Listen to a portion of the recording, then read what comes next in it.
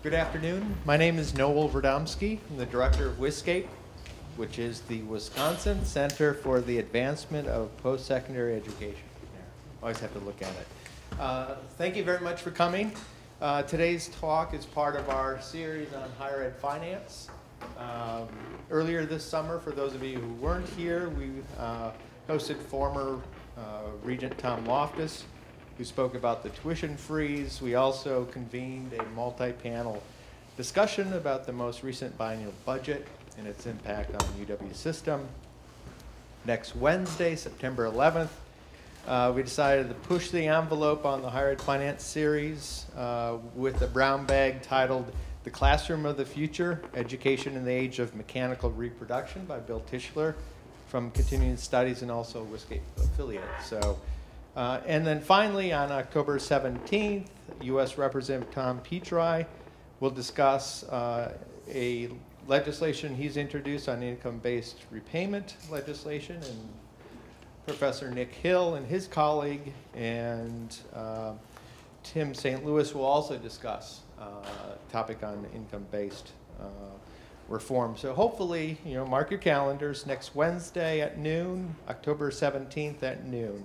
And then finally, later this semester, we'll have a forum on tuition. Just leave it rather broad. And that date is to be determined. Now, I'll welcome back our colleague,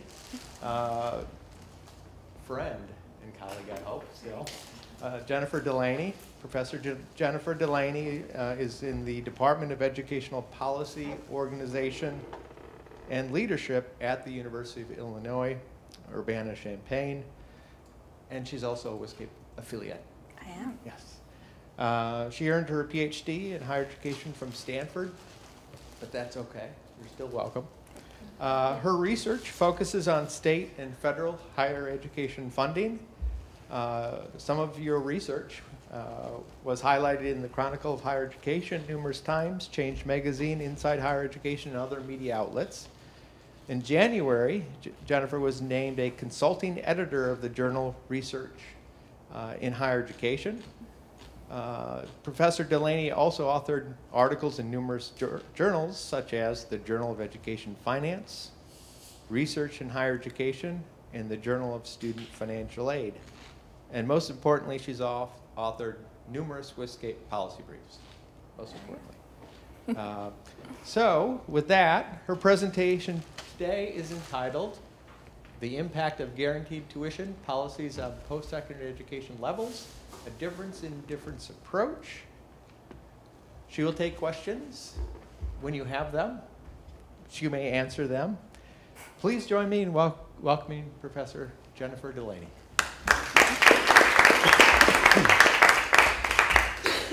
Well, it's certainly nice to be back here at UW-Madison. I spent a couple years on the faculty here before I moved a little bit further south to Illinois at Urbana-Champaign.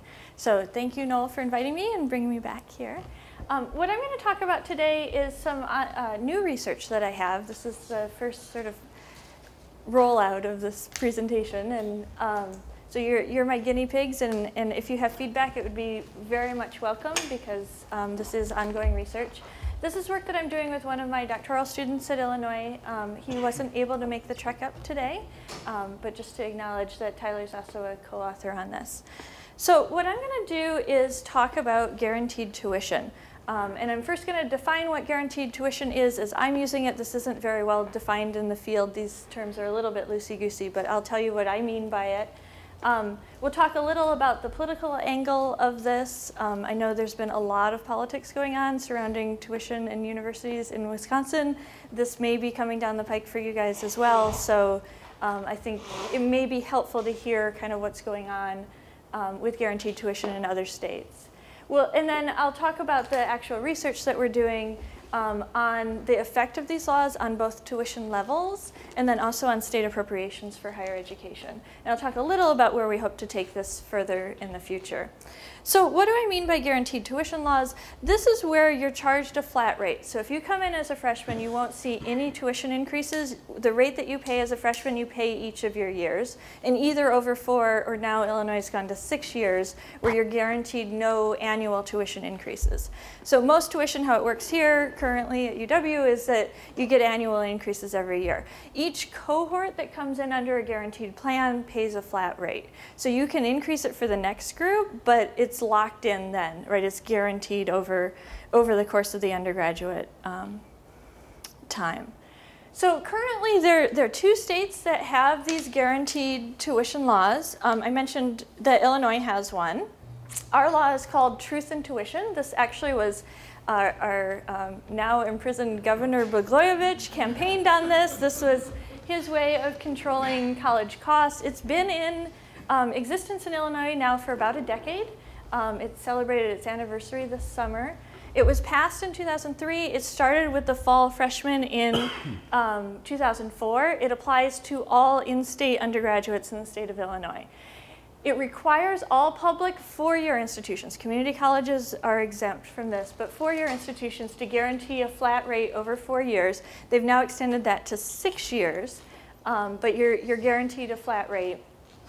The other state that's got one of these programs is Oklahoma. This program is actually structured quite differently. It's called the Tuition Lock Program. And in Oklahoma, you have the option of locking in, guaranteeing your tuition or not. So you can still pay a variable rate tuition, or you can go into this tuition lock program. The law guarantees that everyone can opt into the program, but by opting in, you actually pay a surcharge. So you pay 15% on top of what the base rate is in your freshman year. It won't change over your 4 years, but you do pay that 15% surcharge. Because folks have to opt in, it's not universal. Again, this only applies to public 4 years in Oklahoma. The latest state that's considering this, Governor Rick Perry in Texas has been talking about this. There's legislation that's working its way through the Texas legislature. It's passed one of the houses. We'll see if this actually becomes law or not. If Texas's plan goes through, it'll look much more like Illinois' plan, where it is for everybody. We'll see. I mean, they sometimes tweak things as it gets through committee, but the proposed legislation would be all public 4-year institutions and all students in those institutions would be subject to the law. Okay, so why do politicians put this in? I'm going to try to do a video here. I found one of our state representatives in Illinois talking about this. And we tried this earlier, so hopefully this will work. I'm Congressman Peter Rostam. Welcome back to Ask Peter. I got an email from Ann in Barrington who described to me her struggle of trying to pay off her college student loan, and it took a long, long time. And Ann is not alone, unfortunately. There's a lot of folks who are like her who are similarly trying to figure out what is the cost of college? What is the bottom line? How much am I actually going to be paying out in all of these years and paying these bills? Sometimes folks defer going to college because of the unpredictability of the cost, or sometimes they've got to drop out of college because of the unpredictability of the cost. That's why I introduced the Truth in Tuition Act. What it requires is colleges and universities who rely on federal money to fully disclose the cost of pursuing a degree at their institution. No more should be a mystery for us to figure out what it costs for us to go, or for our children to go to college. This is information that I think is vital for families to make good decisions about higher education. To learn more about the Truth in Tuition Act, simply go to my website. But I need to hear from you. I'm Congressman Peter Rostam. Send me an email, a Facebook, a Twitter, or drop me a note. Thanks. Okay, so this is actually pretty typical. I mean, it was nice that he put together this video for me, but it was pretty typical. Oops, we'll go back one.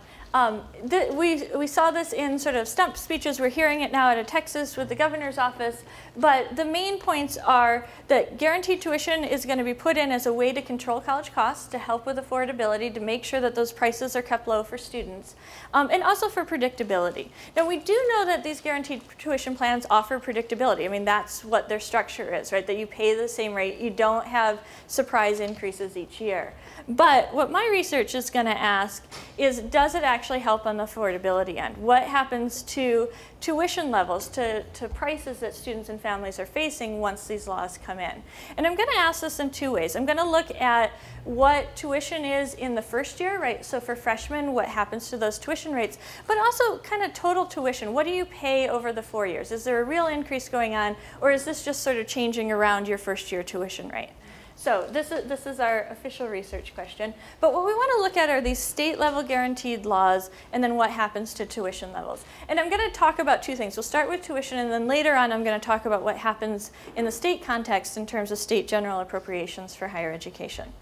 But for now, we'll focus on the tuition part. And I'll start with some pictures. So this is how guaranteed tuition could work, right? So this is just a conceptual model. A number of years ago, Chris Morphew wrote an article in Change. He had a very similar figure where he talked about front-loading tuition. If you're an institution and you put in guaranteed tuition, you need to be really sure that you can cover your costs in year 4, right? So you're going to want to front-load the tuition where you actually raise the tuition in your freshman year to make sure that you're able to cover your costs 4 years from now, because all of the risk, all of the possible craziness that might happen with a recession is falling now on the institution, right? So the institution has to bear that risk. So they're going to set their pricing differently than if they had the ability to change tuition annually. So the black line here is the guaranteed tuition, right? This is the predictable one where nothing changes. The red line is normal tuition, as like UW has, where there are annual increases. In both of these instances, the students would pay the same amount out of pocket, right? So it's the same aggregate over 4 years level of tuition. It's just that it's priced a little differently. Now, if, and I've got my little figures here, but if this area here that I'm calling A is equal to area B, it's the same cost, right? So you're sort of held harmless. Now, Morphew in his article argued that this is actually really tough on students who don't make it to year 4. So if you drop out, and we know that that's not sort of equally distributed, right? Low-income minority students are more likely to drop out. These are sort of regressive things where you're charging them more in their freshman year, and that's problematic. We're not going to, in this piece, look at those sort of equity concerns with this. We're going to think more about what's going on with overall pricing, because if we ended up where A was not equal to B, right, where we could imagine where this would actually increase your costs overall, right? That we could be inflating so much in the freshman year that that institutions actually end up gaining more in tuition revenues than they otherwise would have. Okay, so how are we going to approach this methodologically? We're going to use this difference in difference approach. This is a quasi-experimental research design. I will try to explain it in a very accessible way. But what that allows us to do is to say that we think that the effect of the state-level guaranteed tuition law on tuition levels, we're going to test that, and anything that we're not able to observe, because we're using this difference in difference approach, should not impact our results. We are, however, going to try to increase the precision of what we're estimating by including a number of control variables. We're going to do this both at the institutional and the state level, and we've got these clustered into 4 different groups. So we're going to think about alternative revenue streams coming in, right? You could imagine an institution that's subject to these laws where they have to guarantee tuition. Maybe they're going to increase the number of out-of-state students who wouldn't be subject to the law, or maybe increase their fees, right? So there are these other alternative revenues coming in where institutions should sort of play around the guaranteed tuition law. We're going to think about institutional size. We're also going to think about federal financial aid money coming in, how many students are receiving aid at the institutional level, and then we'll look at some state-level economic factors, right? We know unemployment rates tend to drive enrollments, which can have an impact on tuition. We'll also look at the relative wealth of the state by thinking about median household income. Okay, so this is our conceptual model. This is what we think is going to happen, right? And I'm just going to talk about it in one direction. We obviously will test it both ways, but we actually expect that we're going to see tuitions go up after these guaranteed tuition laws come in. So the beginning of our graph here shows where tuition was before the law came in. This dotted line is where tuition should have gone. Now, it is sloping upward. We are assuming that, like the rest of the country, tuition would be going up in these states as well. However, What we want to find out is if it's jumping. If it's jumping here more than it would have otherwise because of the law. And that's what this difference in difference model is going to allow us to test for. Okay, so in order to do this, we got a whole bunch of data together. Most of it is from IPEDS, which is a national data set from the Department of Education. This is what institutions have to report every year in order to continue receiving financial aid. So it's really good. Everybody reports on this because they want to keep those Pell Grant dollars coming to their campuses. So it's an institutional level data set. We have supplemented that with some data from the Census Bureau and also the Bureau of Labor Statistics. The data set is identified by institution year. So it's a panel data set that runs over time. And we've got observations for each of the public four-year institutions in the country for each of the years in our sample. And we're going to run this sample for 10 years from 2000 to 2010. We've got, the data set is everybody in a US state and the District of Columbia. So we've got the universe of public four-year institutions in the US. We're only going to look at active degree granting institutions, you know, basically the institutions that you think are public 4 years. We've got approximately 6,000 observations in our data set, and that's 636 institutions over that 10-year span. Okay, so with this, we're going to look at our model, and again, we'll try to be a little gentle about this, but the difference in difference analysis, the really important factor here is this interaction factor. So what we're going to do is run two models. We'll run one for the state of for institutions in the state of Illinois. We'll run a second one for institutions in the state of Oklahoma. And what we're going to do is we're going to look at what was going on with tuition before the law went into effect and then after. So Illinois passed their law in 2003, but the first cohort was 2004. So we've got that interaction in 2004. Oklahoma came along a few years later. Their first cohort subject to their tuition lock program was in 2008. Okay. All right, so if we have a look at our initial results, this is looking at what happened to tuition levels in Illinois for all public four-year institutions. I will put this up bigger in a second. What we found was a positive, significant effect, and it was a really big magnitude. So what we found was a $1,385 increase in tuition over what it would have been otherwise without the guaranteed tuition law. Okay, I'm going to show a couple additional results for Illinois. This set of results look just at that freshman rate. We did expect to see an increase, right? This is the institutional leaders needing to be sure they've got enough money in year 4, right? We expected to see some sort of bump. What we looked at next was what happened over 4 years. And here, I'm glad I did this, but I'm showing it big. I just pulled out that interaction term, that thing that we care most about for our results. And I'm going to just show those. I do have full tables if anyone wants to see those later. So the first line here looks at the 4-year aggregate effect. So what happened to total tuition paid over a course of a student's undergraduate 4 years?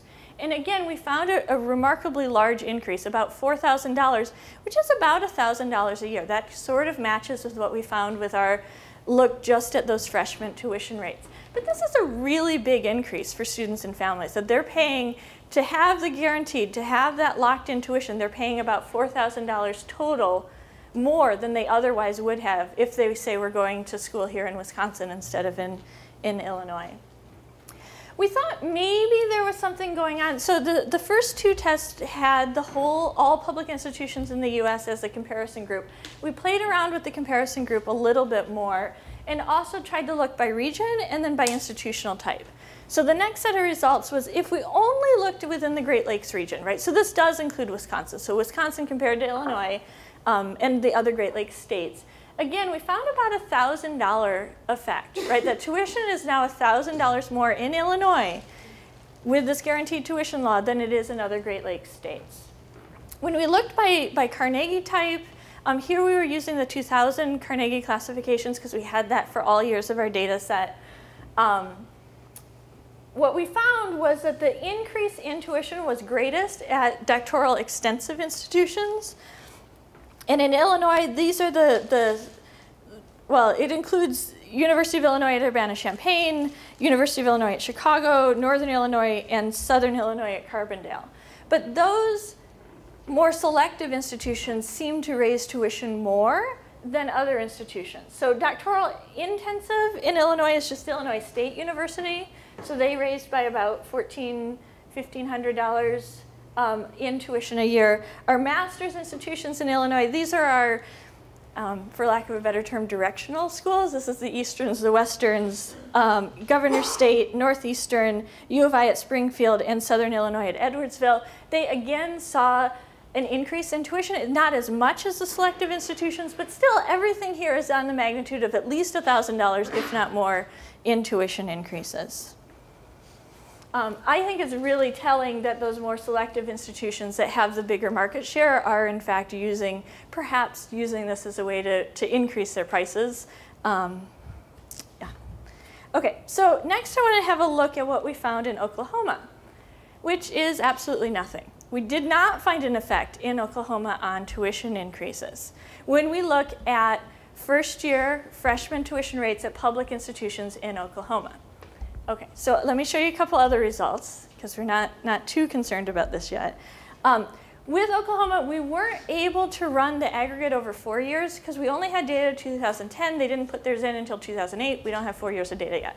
We'll test that once we have a few more years of data collected. We did, however, look by region and again by Carnegie classification. When we do look by region, again, we don't find anything. This is a non-significant finding. It's slightly negative, but non-significant finding when compared to other southwestern states. However, when we look by institutional type, we do find significance on doctoral extensive institutions in Oklahoma. This is a very similar story to Illinois. The extensive ones are Oklahoma State University main campus and University of Oklahoma Norman campus. So the more selective institutions do actually seem to be raising their tuition with this tuition lock program. The regional masters, less selective institutions, we didn't find a significant effect there. So we wondered a bit what was going on with Oklahoma. First is what we talked about earlier, that these programs are really different. Right? In Illinois, every student, in-state student at a public institution has to pay the locked-in rate. In Oklahoma, you get to opt into it. And in Oklahoma, the uptake rate was actually very low. It was somewhere between 7 and 2% of freshmen would actually select into this program. Those students tended to be wealthier students concentrated in the more selective institutions, right? So some of this finding is about those students actually being the wealthier students who can afford to pay the 15% surcharge in the first year. The other thing, and I'll talk about this a bit more when I get to the conclusion, but Oklahoma actually passed 2 laws that went into effect in 2008. One was the tuition lock program. The second one was the tuition freeze, which you guys have also just been frozen in Wisconsin here with the tuition freeze.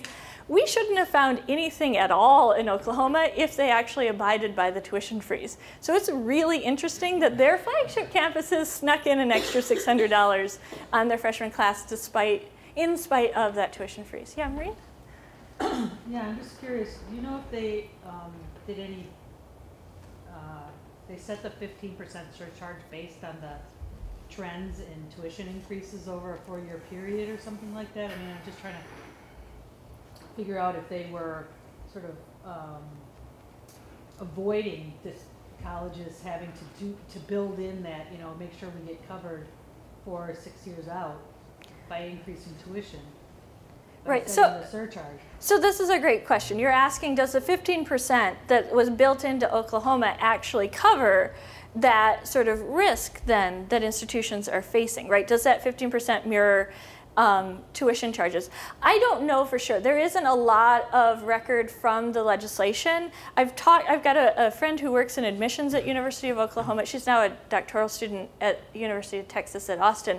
But she said in these discussions, nobody had a clue. Like it just went through. Like there was no rhyme or reason to this. There was no logic behind it. It just sort of happened. And that's not that uncommon to hear things like that. So I don't know exactly why they picked that 15% from the state legislature, but that was put into place. If the 15% covered this inflationary risk, right?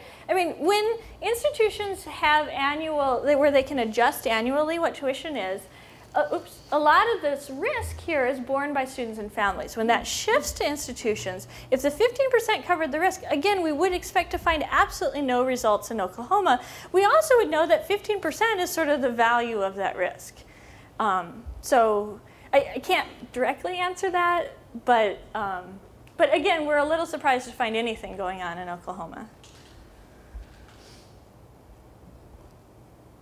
Okay, so in this piece that we were looking at tuition overall, we did find a significant effect of these laws, right? This does seem to be changing tuition pricing in states that institute state-level guaranteed laws. These laws do offer predictability, right? That was one of the things that the talking head that I put up here talked about. It does offer predictability, but it offers predictability at a cost, and a cost that does not make college more affordable for students and families, right? We're seeing tuition increases as a result of these laws. On average, we found sort of $1,300, $1,400 more that students were paying at a public four-year institution in Illinois following the enactment of the law, and about $620 on average at those doctoral extensive research universities in Oklahoma. So we think the details of these programs matter quite a lot, and also the other legislation that's passed around them. If you do a guaranteed law with a tuition freeze, you would expect very different results than if you just do a guaranteed tuition law. Okay, so I should pause here. Are there any questions or any other questions about what I've shared so far? Yeah, please. Could you go back to the chart where you have the crisscrossing lines? I can try. No, other one.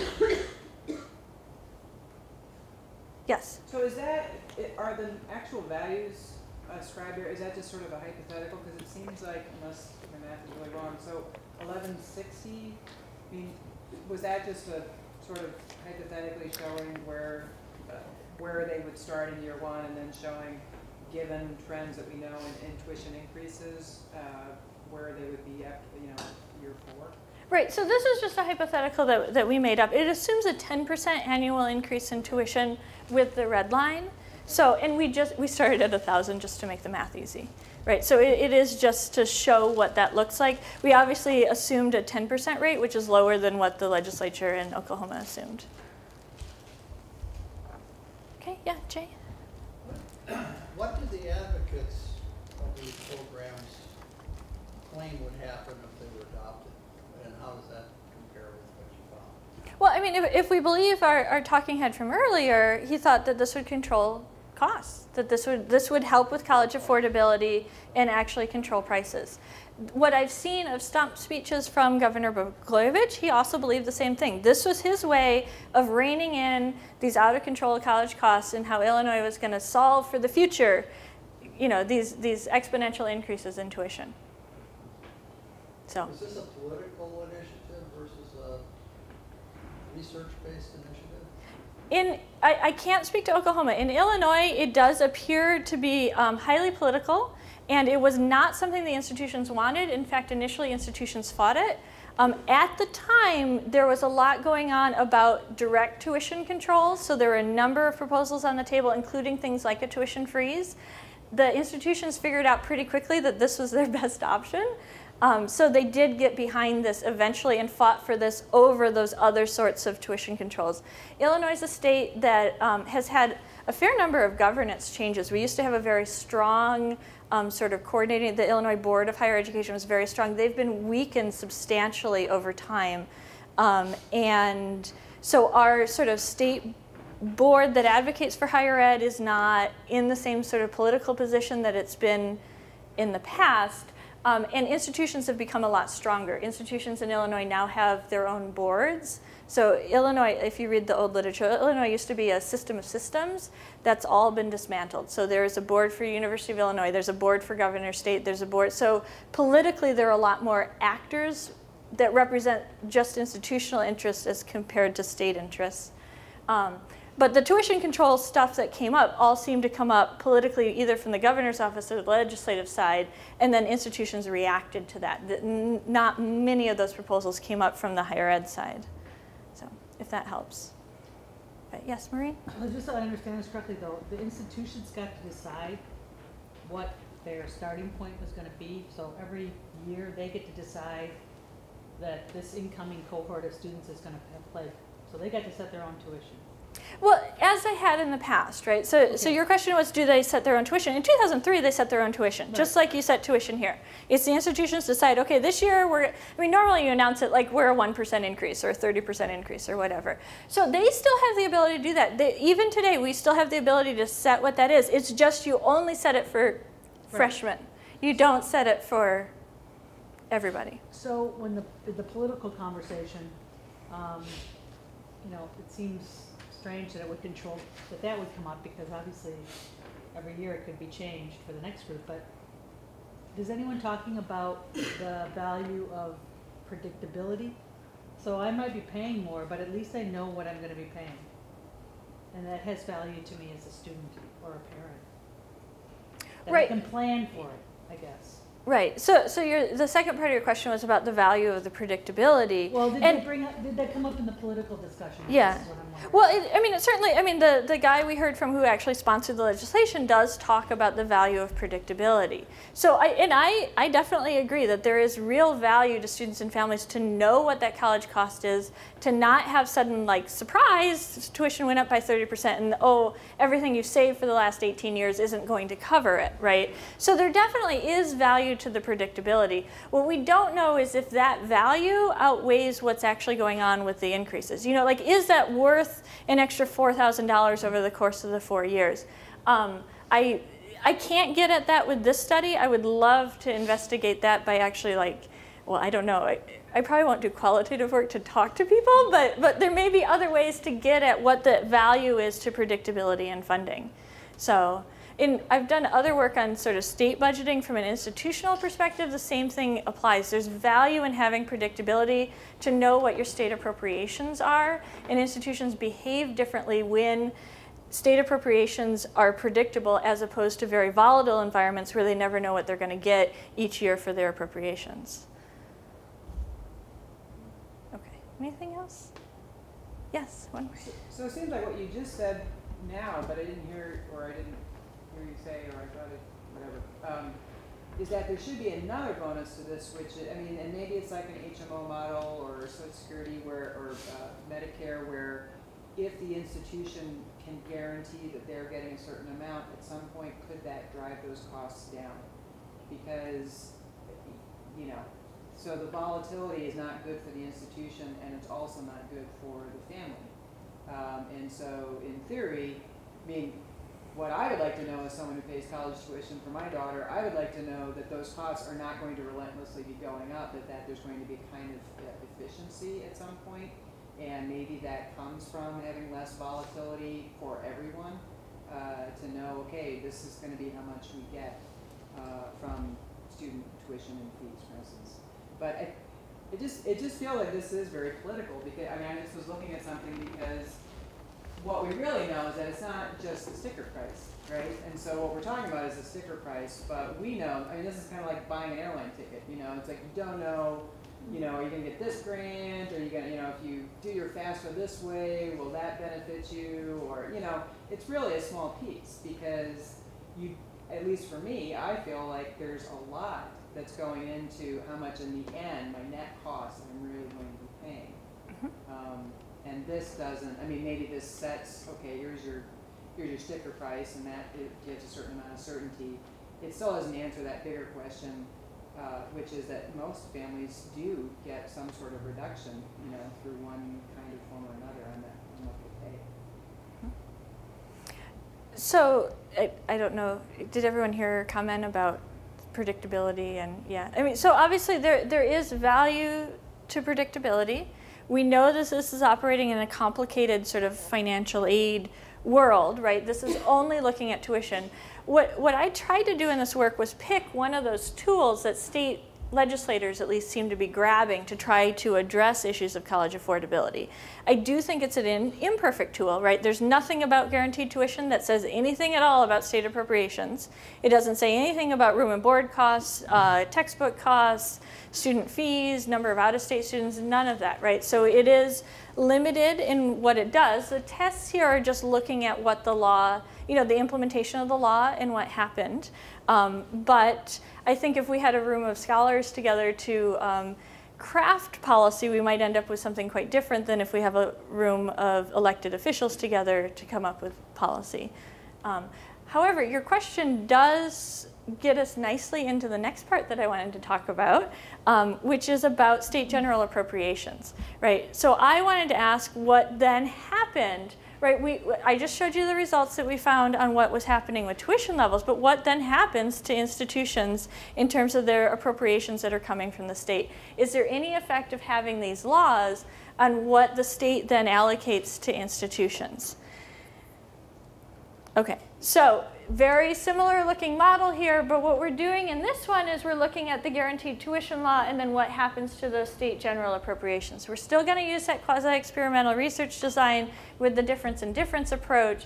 We're still going to throw in some control variables to sort of increase the precision of our estimates. These are both going to be institution level and state level, where we look at alternative revenue streams, institutional size, interactions with student financial aid, and also state level economic factors. However, in this one, if I go back again, a similar looking figure, this is different though, because in this one, and again, I'll just show you what we're going to predict happens. It could go either way, but what we're predicting is that appropriations were at one level. We think after these laws, appropriations actually will drop, right? That states will reduce the amount of general appropriations that they're giving to institutions if the guaranteed tuition laws are passed. Okay, so when we test this, I'm going to first show you Illinois results.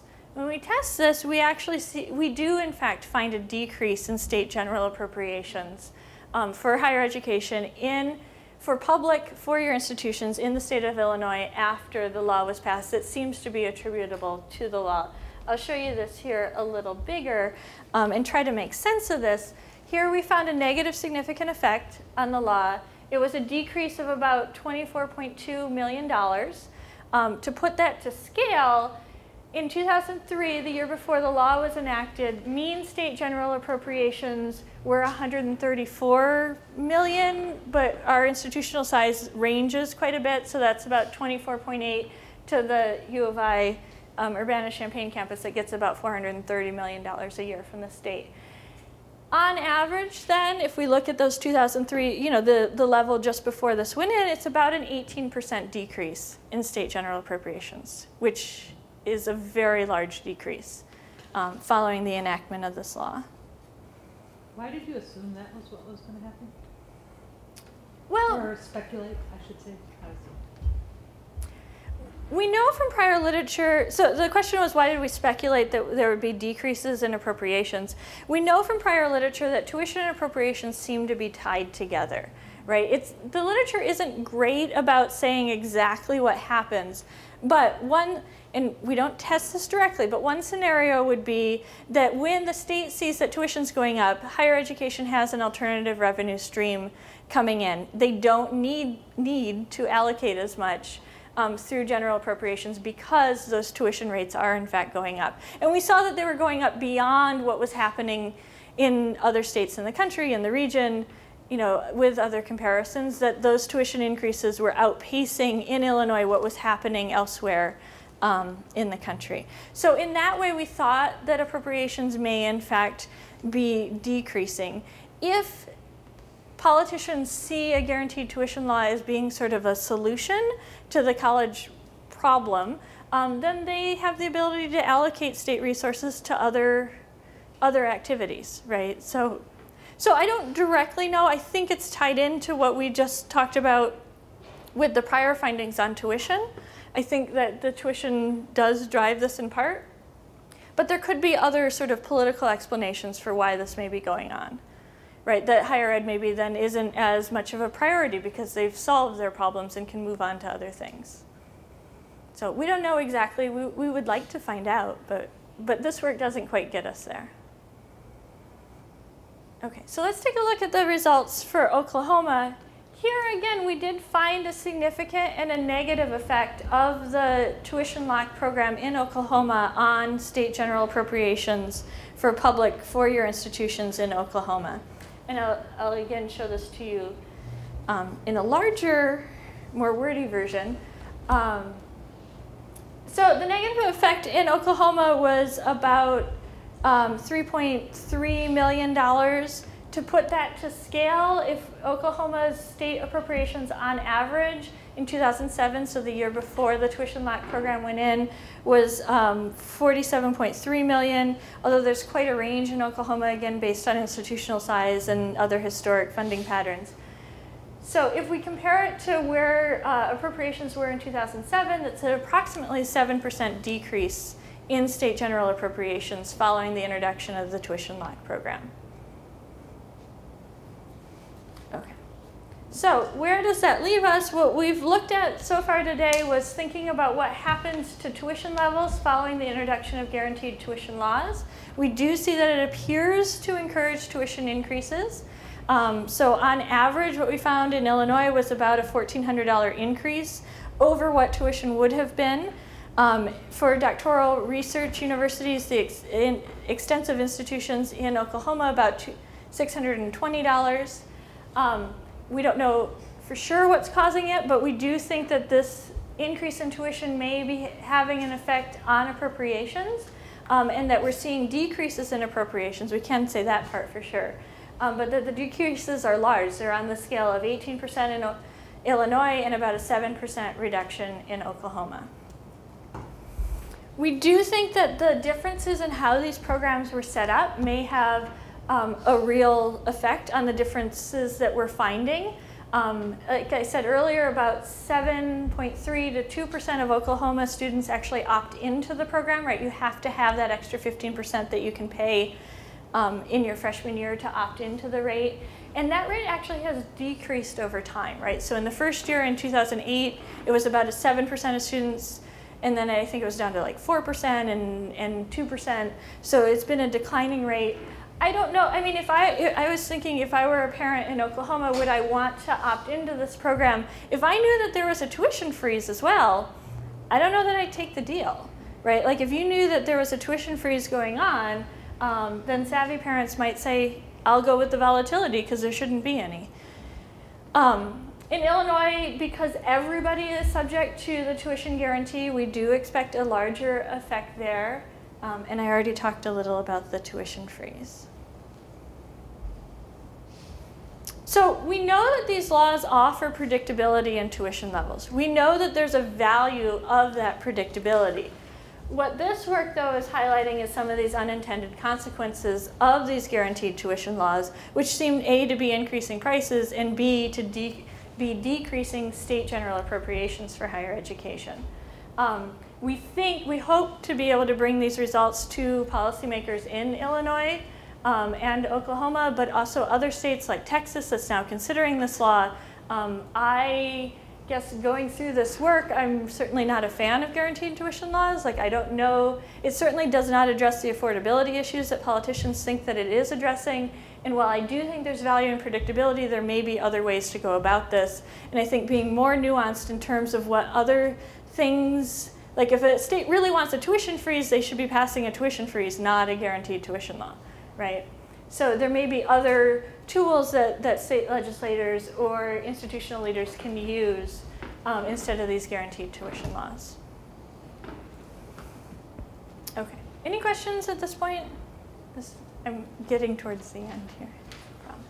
Is this a privatization move for Illinois? Say that again? Follow this sort of trend toward privatization?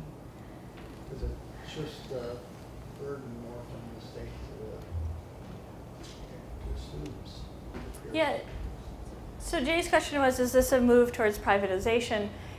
In some way, and then you asked, is this shifting the burden more from the state to the students? I do think, I mean, we're seeing this nationwide, right? That we're seeing increases in college costs. We're seeing many more students and families bearing a larger share of college costs. If we look across generations, students today are paying more for their college experience relative to family income, relative to pretty much anything, than their parents were, than their grandparents were. So there's definitely been a shift to placing more of a burden on students and families. At the same time, we're seeing decrease sort of in the subsidy value, right? So what students are getting, they're paying more of the, at public institutions, they're paying a larger share of the instructional costs, right? So we're not seeing an increase in quality with the increase in prices, right? We're definitely seeing, if you look at some of the work that like Delta Cost Project has done, we're seeing a trade-off where those student tuition dollars are being traded off for those state dollars. So no increase in quality, but you're paying a lot more, especially relative to family income and what prior generations were doing. So we know that that's going on. Does this exacerbate that in Illinois? I don't know. I mean, it isn't necessarily any different in terms of shifting onto students and families. What the big thing that these laws do is it shifts the risk, the inflationary risk of what those prices are going to be to turn on the lights, to have heating in the buildings each year, onto the institutions as opposed to onto the students. So in that way, it's sort of a shift back to make sure that institutions are able to budget out 4 or 6 years to make sure that they have their costs covered.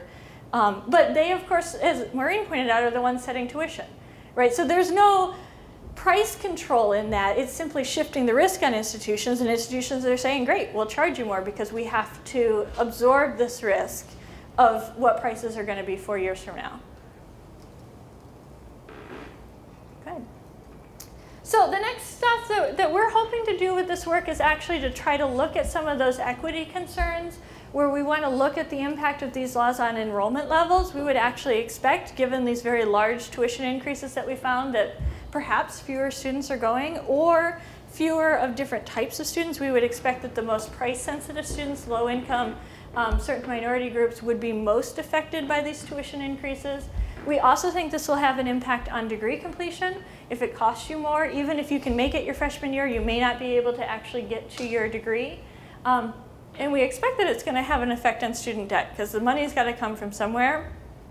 And we know increasingly that students and families are relying on future income, on debt to finance college as opposed to that coming out of present savings. So I have to give my little disclaimer here. This is grant-funded research from the Association of Institutional Research, which I'm very thankful for, but these are all my opinions and they should be held harmless and all of that good stuff. But my contact information's at the bottom as well. So we've got about 10 minutes left. Any questions or things? Yeah. I'm sorry, I probably missed this early on, but do these laws also come with further restrictions on student behavior? For instance, are they required to attain a certain amount of credits in the first year, or does that potentially change where they're at, or like can they transfer? How does that change where they're locked? If they transfer from one institution to another, the tuition's different. What are they locked into at that point, or are they no longer in the locked-in system? Yeah, so the question was, are there any restrictions that these laws put on students? Absolutely nothing. There is nothing in the legislation addresses students. They don't have to have a particular number of credit hours. They don't have to make academic progress. They don't have to graduate. They just get charged, right? So, this is where if institutions charge more in the freshman year and then you drop out in your sophomore year, then you've overpaid, right? Like, as compared to a place that has variable tuition rates. So there's nothing in the laws that actually talk about student behavior. The second part of your question is what happens if students transfer? They're out of luck. They are back into variable rate tuition. So, and that's true, all of the out-of-state students at Illinois or in Oklahoma, they pay variable rate tuition. So if you ever really, I don't know, can't sleep some night or something, have a look at the tuition tables at University of Illinois at Urbana-Champaign. Not only do we have different rates for each cohort coming in, we have a variable rate and we have differential tuition by major. So it's like pages upon pages to try to figure out what your tuition is, because it matters if you're an English major or an engineer, plus it matters what year you started, plus it matters if you stayed with your cohort, all of that. So yeah, Nick? I recall, and maybe I'm wrong, but I recall some institutions doing these guaranteed tuition plans without the intervention of state policy, not in Illinois, right, but in other states. Right. Is that right? Yeah, it absolutely is. And it started sort of as a movement. For the most part, it's private institutions that have put these in, I would argue, as marketing schemes. There are quite a lot of them. There were, well, let's see if I can find the numbers. So in 2008, there were 356 institutions that had a guaranteed tuition plan. By 2011, that number had risen to 467. So there are a lot of institutions doing this. Like I said, for the most part, they are private institutions. The big public ones that did it actually were Western Illinois. That is in part where this idea came from. Western had put this in, had been doing it. Governor said, hey, this is great. The Western Illinois plan, when the institution did it, did actually tie to student performance, and their goal was to get more students having on-time degree completion, that you'd have the locked-in rate. They also put in extra sort of counseling, both financial counseling, but also course counseling to make sure that students could get through in 4 years. And then, the punishment is at the end of the 4 years, you go back to the variable rate, so you pay more if you need to stick around for a 5th year. The other big institution that still is doing it, and maybe where the Texas legislation is coming from, is University of Texas at El Paso. So they have had it for years. Other than that, it's mostly private institutions. Some institutions do just the tuition guarantee. Other institutions will do tuition and fees, so to sort of address what Marina was talking about in terms of these other fees going, but you can offer fee guarantees in addition to tuition guarantees. Our results, we ran them both with those institutions in the data set and the institutions out, because most of them were privates. For the most part, they were out, but when we drop like the Westerns and the El Pasos, we still get the same basic results. Just a quick follow-up. Is there any, are there any patterns in the research from those 200 whatever institutions? Have you come across anything where they're finding similar results as what you're finding? Is this kind of consistent, or is nobody really looking at that? I have not seen, as far as I know, like we're the only ones out there on this. Like I haven't seen other work other than the Morpheus study earlier, but and he didn't look at privates at all. So I don't know of other research that's actually looked at those. It would be really interesting to know why they're doing it, what effect they're getting. So for the most part, they're more like I think Blackburn College has one. I mean, they tend not to be the name brand private institutions that put in the guarantees. Like they're sort of the more tuition dependent, more marginal institutions where the tuition revenue is going to matter more. So it would be interesting to know what that means for institutional survival. Yeah.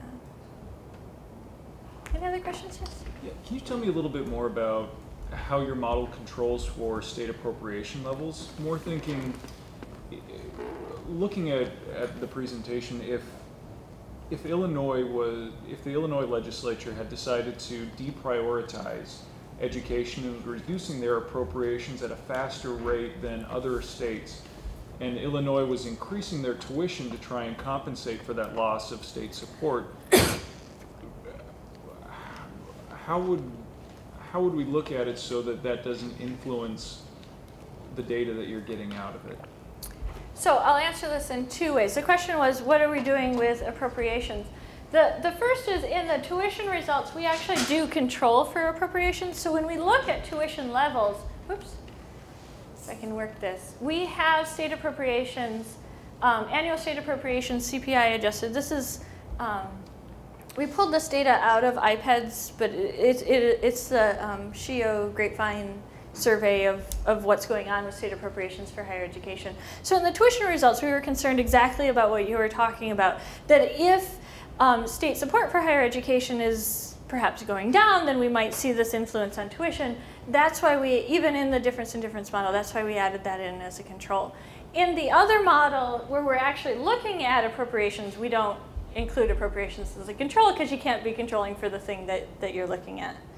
Our hope with this one, like I said, this is a work in progress. So looking at the appropriations one, we do control for some of these alternative revenue streams, but here appropriations is a variable of interest, so it's not a control. What I think currently is missing from this is much more of the political controls and that political climate that's going on. So that's my hope with this work, is that we will be able to add more about sort of party control, what's going on with the legislature, right? These seem to be very political things that are set in a particular political context, so I think we need to do a better job controlling for that on this piece where we look at appropriations. I wonder where it would be interesting is looking at the, if I remember right from Grapevine, there was a lot of new state appropriations. A lot of the new state appropriations for Illinois was going into the retirement funds, the pension. Yeah. I don't remember it, and that I wonder how that would influence it, where that's new money that can't be used in any meaningful way by an institution. And to build on that point, my thought was something like Medicaid, where the state is obligated to put been a portion of their appropriation, and with the number of people on Medicaid increasing, that was drawing away from universities in a way that's not captured here. Yeah. So the questions were about pensions and funding in Illinois, and then also about Medicaid. I'll try to do both of these in 2 minutes. Pensions in Illinois is a huge, it's a huge problem. The state, if we could be bankrupt, we would be better off than where we are now. As of now, we're not legally able to declare bankruptcy. So municipalities can, apparently states can't, although I think we may be testing that in the courts in the years to come. So Illinois is basically bankrupt. Pensions are a big part of the reason why the state is doing so poorly financially. It just was never very well managed. The public institutions in the state of Illinois actually do not pay for pensions. So my retirement benefits, my health care is through a separate state system. That is not counted in our appropriations. So the institutions in Illinois right now are screaming that they might have to take on some pension benefits. I don't know how they've been running all these years. I mean, I know how they've been running. They've been running very well because they don't have to cover like 30% of their employment costs. And the biggest part of university expenditures is the people, right? Like we are very people heavy. So pensions will be coming in to institutions in Illinois. They're trying to negotiate that to be slowly and all that, but the state can't continue supporting this. So I'm considered a state employee in Illinois. The state pays that directly. Those are separate pots of money, separate pools. So the appropriations actually in Illinois are not going to that at all. They should be in the future, increasingly so, but we're not there. The second question was about the impact of Medicaid. This piece doesn't directly talk about it, but there's a really nice piece that Tom Kane and Peter Orzag did that looked at the influence in state budgeting of Medicaid on higher education appropriations. And they definitely found that that Medicaid spending was drawing away from higher education. So other work, Rob Takushian and I don't remember the co-author in this one, but has looked to also find that K-12 funding does pull away a bit as well. But these are also choices that states are making, right? Like the states are making choices about if they're investing in, say, their prison systems or in their roads or in their higher education. Yes, they have an obligation with Medicaid, but this higher ed still falls on the discretionary side of the budget. For most states, it's the largest discretionary item within the budget, but it still is a choice to make about how you're going to allocate those discretionary funds. So although there's some empirical work that shows that it does draw away, it doesn't have to be like that as states make political choices, both about spending but also about taxation in terms of what revenues are coming into the states. So, good. Yes? No? Guaranteed tuition, you were talking about institutional risk. So if there are institutions or institutions within systems that have tightened their end of the fiscal year tuition allocation so that the tuition reserves must be set at a certain level, that would adversely impact guaranteed tuition laws or potentially the enactment of guaranteed tuition laws from an institutional perspective, right? Well, so you're assuming we can have reserves. So I know this has been a bit of an issue in Wisconsin here. Yeah. It's, every state's different about if they allow institutions to retain funds or not. Illinois is more, the state of Illinois considers the institutions to be state agencies, much more so than like Wisconsin does, where there's a bit more autonomy. Michigan, there's a ton of autonomy in terms of institutions, what they can do. But that ability to build a rainy day fund, which would address some of these issues about volatility, right? Because if you know that you've got a reserve, you're better able to weather recessions, to weather some of these issues. It does definitely matter across states, but states are really different about that. And the politics of that is very different across states. So, but did it directly impact the passage of these laws? I don't know that. Yeah. Well, it's 1 o'clock. I wanted to thank Jennifer for your presentation, and others join us. Thank you.